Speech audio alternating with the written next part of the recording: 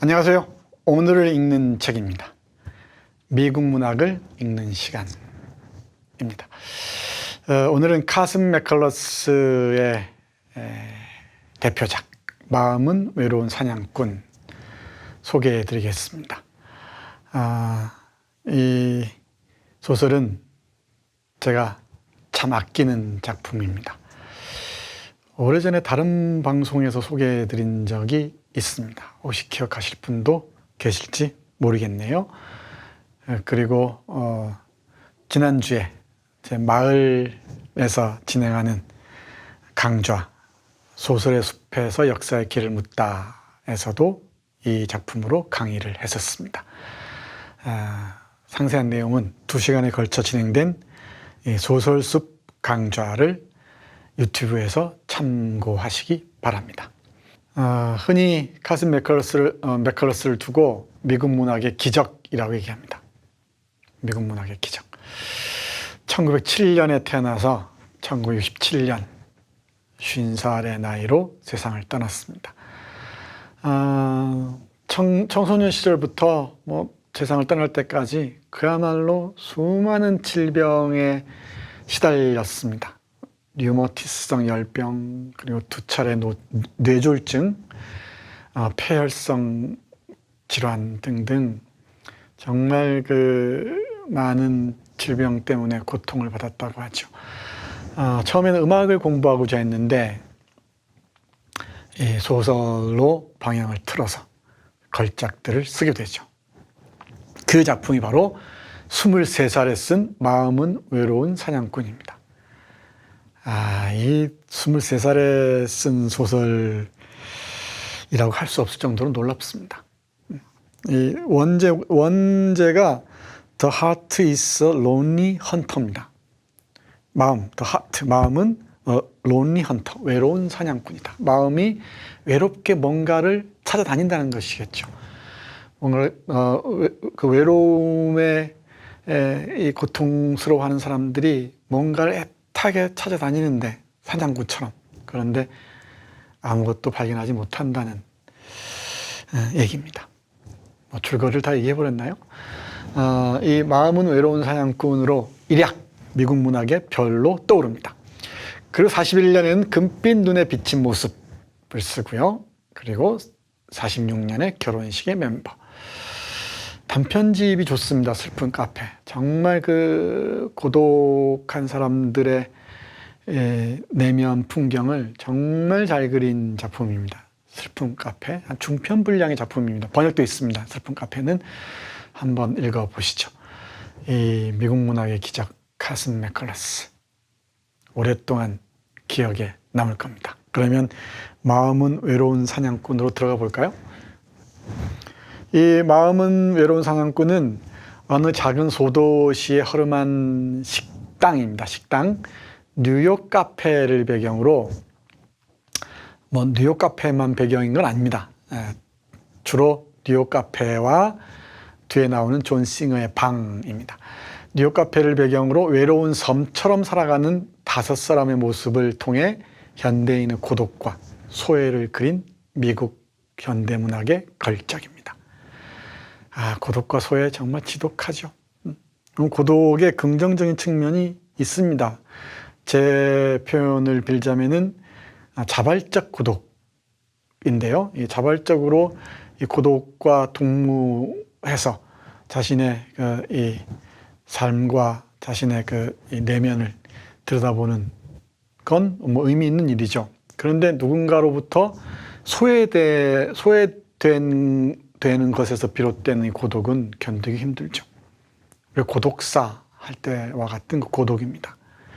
근데 우리 현대인들은 정말 많은 이 고독에 포위되어 있는 것 같습니다. 붙잡을 할 줄 모르는 것 같아요. 이 연결 사회, 이런 말 쓰죠. 과잉 연결된 사회에서 우리는 점점 더 고독의 수렁으로 빠져들고 있지 않은가 싶기도 합니다. 우리는 너무나 많은 이 대화를 하는 것처럼 보이죠. 메신저를 통해서든 SNS를 통해서든. 그런데 지금은 바우만이 고독을 잃어버린 시간에서 얘기했듯이 우리는 그런 풍요로운 고독마저도 상실해버린 지경까지 이른 게 아닌가 싶기도 합니다. 바로 그 현대인들이 앓고 있는 정말 깊은 고독이라는 질병을 잘 그리고 있는 소설이 바로 마음은 외로운 사냥꾼입니다. 여기에 등장하는 인물들은 존 싱어라는 사람이 있습니다. 은세공사입니다. 은세공사, 은을 세공하는 사람이에요. 이 접시 같은데 문양을 새기지 않습니까? 은세공사인데 농화입니다. 농화. 말을 하지 못합니다. 듣지도 못하고. 수화로만 통하죠. 글자로만 통합니다. 미켈이라는 실업자를 아버지로 둔 하숙집 딸입니다. 실업자이니까 살림이 어렵겠죠. 14살 꿈꾸는 소녀입니다. 음악가가 되고 싶어 해요. 근데 꿈은 참 멀죠. 아주 머스마 같은 여자아이의 모습입니다. 그리고 제이크 블런트라는 친구가 있는데 제이크 블런트는 미국 사회의 구조적 모순을 설파하는 사회주의자입니다. 그리고 코플랜드 박사, 흑인 해방을 꿈꾸는 의사입니다. 그리고 비프 브레넌, 이 뉴욕 카페의 주인인데요. 멀리서 이런 인물들을 관찰하면서 자기가 가진 것을 아낌없이 내주는 대단히 여성적인 남성의 모습입니다. 이 인물들이 미국 사회가 안고 있는 문제, 이 소설의 배경을 염두에 둔다면은 1938년, 39년 대공황 시대, 그리고 유럽에서는 이 나치가 이 광기로 치닫던 시대죠. 물론 이 작품에서도 이 나치 얘기가 나오지 않을 수가 없죠. 대공황 시대의 말기, 정말 이 광기로 치닫는 유럽과 미국의 모습을 잘 보여주고 있습니다. 이 5 인물을 통해서 미국 사회가 안고 있는 문제들을 보여주죠. 특히 미켈린의 집에서는 이 뭡니까? 실업 문제. 그리고 제이크 블런트를 통해서는 미국 사회, 미국 자본주의의 구조적 모순. 그리고 코플랜드 박사를 통해서는 미국 사회의 원죄가 바로 이 인종차별이죠. 미국이라는 이 세계의 원죄는 크게 제가 보기엔 2가지인 것 같습니다. 하나는 원주민 학살. 저 밑바닥에 무의식 저 깊은 곳에 이 내장되어 있는 그 죄의식이죠. 또 하나가 흑인, 이 노예에 대한 그 억압과 차별들. 이 죄의식도 빠뜨릴 수가 없죠. 이 심리적인 저 밑바탕에 원주민 학살과 흑인 차별, 인종 차별이라는 죄의식이 놓여 있는 것 같습니다. 미국의 지식인들은 이 2가지 원죄와 싸우지 않으면은 자신의 이 새로운 사상을 치고 나갈 수가 없는 것 같습니다. 제가 보기엔 그래요. 여기에 또 미국 중심주의, 미국 제일주의라는 그 생각들, 트럼프라는 인물로 대표되죠. 그게 이제 미국 제이크 블런트가 상징적으로 보여주는 미국 자본주의 문제이기도 하겠죠. 그리고 비프 브레넌 같은 경우는 어떤 정체성 문제, 성 정체성 문제와 관련이 있지 않은가 싶습니다. 그리고 존 싱어는 이제 장애인이죠. 장애인이 안고 있는 문제들까지 미국 사회뿐만 아니고 현대 우리 사회가 안고 있는 많은 문제들까지 잘 보여주는 빛나는 작품이 아닌가 생각합니다. 그럼 좀 구체적으로 들어가 보겠습니다. 존 싱어, 정말 이 벙어리 성자일까요? 대단히 중요한 질문입니다. 이 존 싱어라는 이 인물은 다른 사람들, 커플랜드 박사나 제이크 블런트나 그리고 이 미켈리나 나아가서는 우리 비프 브레넌까지 많은 사람들의 이야기를 정말 말없이 냉정하게 잘 들어줘요. 정말 잘 들어줍니다. 침착하고, 그죠? 아주 이해심 깊게 경청합니다. 그러니까 이 사람들은 다 존 싱어를 만나면서 위로를 얻죠. 위로를 얻습니다. 마치 모모와 같아요. 우리 모모라는 소설 아시죠? 이 모모가 다른 사람들의 이야기를 잘 들어주지 않습니까? 이를테면 이렇습니다. 그래서 싱어를 통해서 위로를 얻는 장면이에요. 그들은 한 사람씩 싱어의 방에 와서 저녁 시간을 보냈다. 벙어리는 언제나 사려 깊고 침착했다. 다양한 색채를 띤 그의 부드러운 두 눈은 마법사의 눈 같았다. 미켈리, 제이크 블런트, 그리고 코플랜드 박사는 그 조용한 방에 와서 그에게 말했다.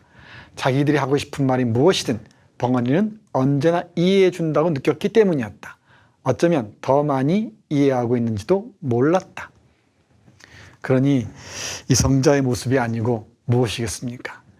이러다 보니까 존 싱어를 둘러싼 숱한 소문들이 퍼지기 시작해요.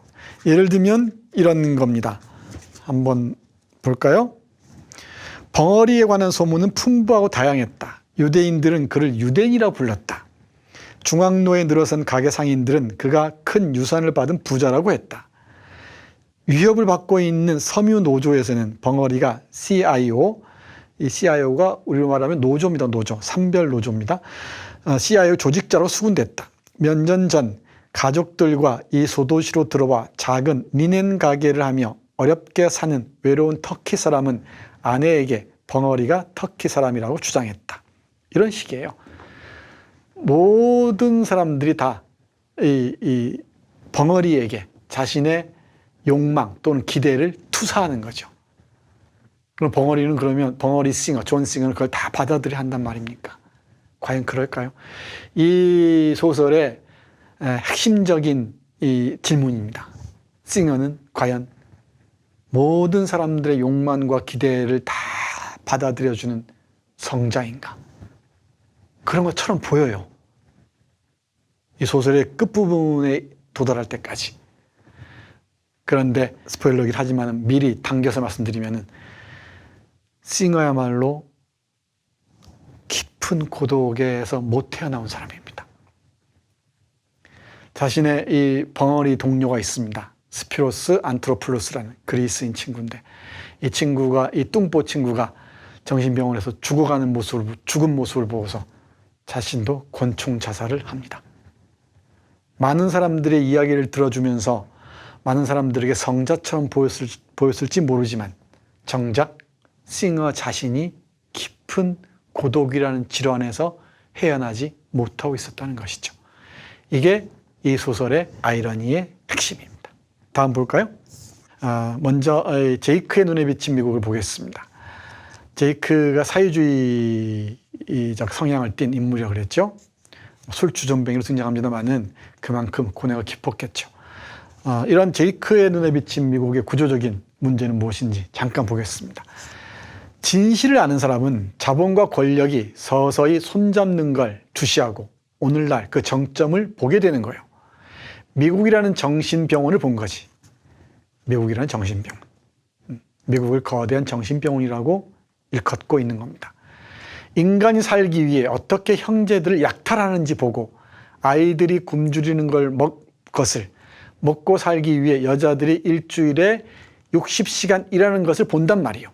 일자리 없는 무수한 사람들을 수억 원 돈과 수만 마일의 땅이 낭비되는 것을 본단 말이에요. 전쟁이 시작되는 것도 보고 사람들이 고통을 받으며 어떻게 야비하고 추악해지는지 사람들 속에 무엇이 죽어버리는지 보게 되는 거예요.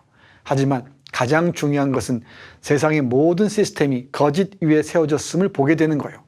빛나는 태양처럼 명백한 이 사실을 모르는 자들은 알 수가 없어. 거짓말과 너무 오래 살아왔기 때문이에요. 이 명백한 거짓말이 지배하는 세상에서 살아왔다고 제이크는 설파합니다. 진실을 아는 사람이어야 이런 이면들을 들여다볼 수 있다는 것이죠. 길게 설명할 필요는 없을 것 같습니다. 미국이라는 정신병원에서 일어난 일들을 일목요연하게 잘 정리해 보이고 있습니다. 잘 정리하고 있습니다. 이처럼 제이크 블런트라는 인물의 눈에 보인 미국의 모습도 있고요. 곳곳에서 이런 진술들이 등장합니다. 그리고 코플랜드 박사의 경우에는 미국 사회의 핵심적인 모순을 인종차별에서 발견을 해요. 이루 일일이 말할 수 없을 정도로 많은 얘기들을 털어놓습니다. 코플랜드 집안 얘기부터 시작해서 많은 얘기들을 합니다. 코플랜드 박사가 좋아하는 인물이 이 스피노자와 마르크스 그리고 셰익스피어입니다. 자신의 자식들의 이름도 다 칼 마르크스라고 짓거나 또는 윌리엄이라고 짓거나, 윌리엄은 윌리엄 셰익스피어에서 왔겠죠. 자신의 이름은 또 베네딕토입니다. 이건 베네딕트입니다. 이건 스피노자의 이름이기도 하죠. 그리고 포셔라는 이름은 또 뭡니까? 셰익스피어의 작품 베니스의 상인에서 따온 것으로 보입니다. 이렇게 지성적인 인물이죠. 그리고 저항적인 인물입니다. 그러니까 인종차별에 대해서 얼마나 깊은 문제의식을 갖고 있겠습니까? 그래서 이 흑인 사회를 계몽하려고 하죠. 그런데 멀기만 합니다. 그 흑인으로서 겪는 환멸과 고통, 투쟁, 그 저항의 모습들을 코플랜드 박사를 통해 잘 알 수가 있습니다. 그런데 문제는 이 제이크와 코플랜드가 함께 손을 잡고 미국 사회 문제를 얘기하고 함께 연대해서 싸워나갈 수 있는 방법을 모색할 수 있겠죠. 그래서 제이크와 코플랜드가 함께 존 싱어에게 얘기할 법도 한데, 자신들의 공통된 고민들 얘기할 법도 한데, 존 싱어를 앞에 두고서 자기들이 서로 옳다고 싸우기만 합니다. 코플랜드와 제이크가. 그걸 본 존 싱어의 마음은 어떻겠습니까? 당황스러웠겠죠. 그리고 혼란스러웠겠죠. 함께 고통받는 사람들이 왜 서로를 이해하지 못하는가? 그러니까 존 싱어는 이 사람들의 각각의 말을 들어주는 것 같으면서도 이해를 못하고 있었던 것이죠. 그런 장면들을 주목해서 읽으시면 대단히 흥미진진합니다. 자, 다음 볼까요? 앞에서 얘기했듯이 이제 연대 또는 소통의 가능성과 불가능성을 물어야 합니다. 이 부분에서. 싱어는 당황했다. 그들 한 사람 한 사람은 늘 말이 많았다. 그러나 함께 있는 지금은 다들 말이 없었다. 그들이 들어왔을 때 싱어는 어떤 종류의 폭발을 예상했었다. 그러나 방해에는 긴장감만 있었다. 그의 두 손이 불안하게 움직였다. 마치 공중에서 보이지 않는 것을 잡아당겨 그들을 함께 묶는 것처럼 보였다. 앞에서 말씀드렸죠. 코플랜드와 제이크 블런트도 함께 공통의 고민들을 싱어에게 얘기하면서 논의하지 못해요. 다 이 칸막이가 쳐진 자기만의 세계에 갇혀 있는 것입니다. 바로 이 지점을 우리 카슨 맥컬러스는 짚고 싶었던 것 같습니다. 결국 그 싱어는 앞에서 말씀드렸듯이 자신의 그 고독을, 외로움을 넘지 못하고 총을 겨눕니다. 결정적인 계기는 자신의 그 둘도 없는 친구였던 스피로스 안토나플로스가 병원에서 죽었다는 소식을 듣고서죠. 자기의 모든 것을 털어놓을 수 있었던, 자신의 영혼을 함께 할 수 있었던 친구, 동무가 사라지자 삶의 이유마저 사라지는 것이죠. 그러니까 존 싱어가 들어줬던 많은 이야기들, 그 사람들의 이야기들도 존 싱어를 지탱하는 데는 별 도움이 되지 않았던 것이죠. 싱어 역시 외로움의, 고독의 희생물이었던 것이죠. 이 문장은 꼭 기억해야 합니다. 싱어는 짐들을 역 광장 가운데 남겨두고 보석 상점으로 걸어갔다. 주인에게 맥없이 고개를 끄덕여 인사했다. 다시 밖으로 나왔을 때 그의 주머니에는 묵직한 것이 들어있었다. 그는 한동안 고개를 숙인 채 거리를 헤맸다. 쏟아지는 뜨거운 해와 습기 찬 열기가 그를 짓눌렀다. 눈은 부풀어 오르고 머리는 지끈거려 자기 방으로 돌아왔다. 휴식을 취한 뒤 아이스 커피 한 잔을 마시고 담배 한 대를 피웠다. 그 다음 잿더리와 유리컵을 씻고 주머니에서 권총을 꺼내 가슴에 총을 쏘았다. 네, 보석상점은 자신이 은세공사로서 일하는 곳이고요. 주머니에 들어있는 묵직한 것은 권총입니다. 이렇게 외로움을 견디지 못하고 죽은 이후에, 싱어가 죽은 이후에 다른 사람들, 블런트나 커플랜드나 미켈리나 이런 사람들 다 떠나거나 또 다른 삶을 이어나가죠. 이 마음이 외로운 사람들이 어떻게 구원받을 수 있을까? 근데 구원이 불가능하다는 걸 얘기해 주는 것이죠. 그러니까 그 구원의 불가능성과 대결하는 게 아니고 쉽게 구원받으려고 하니까 우리가 사이비 종교에 빠져드는 것입니다. 여기에 심스라는 인물이 등장하는데요. 바로 사이비 종교에 빠진 어떤 광신도의 모습입니다. 이런 위기 상황일수록, 이런 외로움을 견디지 못하는 사람들일수록, 자신의 외로움과 대결할 능력을 상실한 사람들일수록 광신에 빠지기 쉽죠. 바로 그걸 노리는 게 광신도들, 또 광신교를 이끄는 교주들 아니겠습니까? 바로 자본주의가 낳은 정말 무서운 바이러스가 아닐 수 없습니다. 자, 마무리하겠습니다. 두 편의 영화 보시죠. 하나는 앨런 아킨 감독이 만든 1968년 영화 The Heart is a Lonely Hunter입니다. 유튜브에서 볼 수 있습니다만 자막이 없어요. 자막이 없는데 한글 자막이 없단 말씀입니다. 이 영어 자막을 설정해 놓고 보시면 좀 많이 도움이 됩니다. 물론 영화와 소설은 많이 다릅니다. 그래서 이 소설은 꼭 읽어보시고요. 이 영화도 함께 보시면은 많은 도움이 되지 않을까 싶습니다. 그리고 이 자신의 외로움과 싸울 수 있는 힘을 얻을 수 있지 않을까 싶어요. 그런데 그 옆에 아주 컬러풀한 포스터 있죠. 1983년 맞을 겁니다. 이기룡 감독이 만든 마음은 외로운 사냥꾼입니다. 이 나훈아하고 정윤희가 주연한, 정윤희 기억하시죠? 김진규, 김일아, 최화정 등등이 등장하는데요. 이건 에로물에 가깝습니다. 이상하죠. 이런 서양의 문물이나 문화가 들어오면 한국에서는 좀 이상해지는 경우가 종종 있죠. 이 다방이 한국에 들어오면 이상한 티켓 다방이 되고, 이 살롱이 들어오면 룸살롱이 되고, 마음은 외로운 사냥꾼이 들어오면 소설을 중심에 놓고 보는 게 아니고 이런 제목만 뚝 따서 뭔가 있어 보이잖아요. 뭔가 좀 에로틱해 보이죠. 외로운 사냥꾼, 헌팅하러 나간다, 뭐 이런 떠오르지. 딱 그 얘기입니다.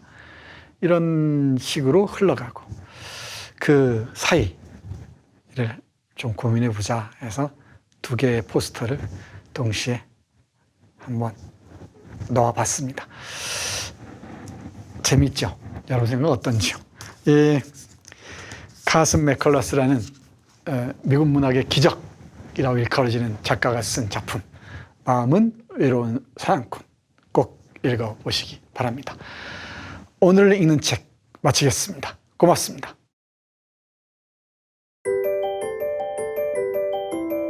기